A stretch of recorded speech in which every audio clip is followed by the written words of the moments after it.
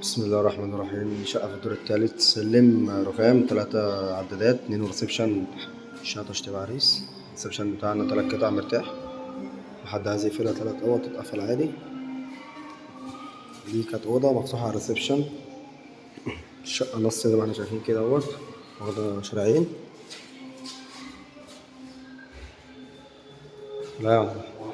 دي كده عندنا دي أوضة مفتوحة على الريسبشن برضو، وده كده ريسبشن لوحده، ودي أوضة مفتوحة على الريسبشن. البلكونة شقة رابع نمرة من شارع 25.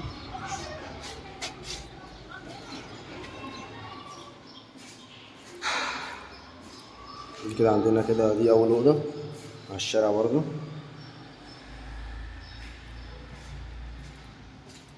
قصدك يا عم أحمد كده.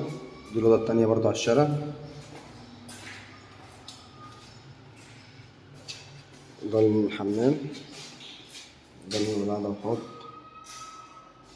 وده المطبخ. هنا مكان التلاجة والغسالة تحت الرخامة والبوتاجاز هنا.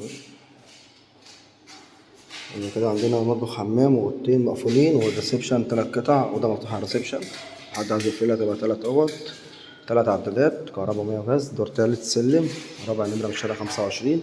ربنا يبارك لصاحب النصيب إن شاء الله. السلام عليكم ورحمة الله وبركاته.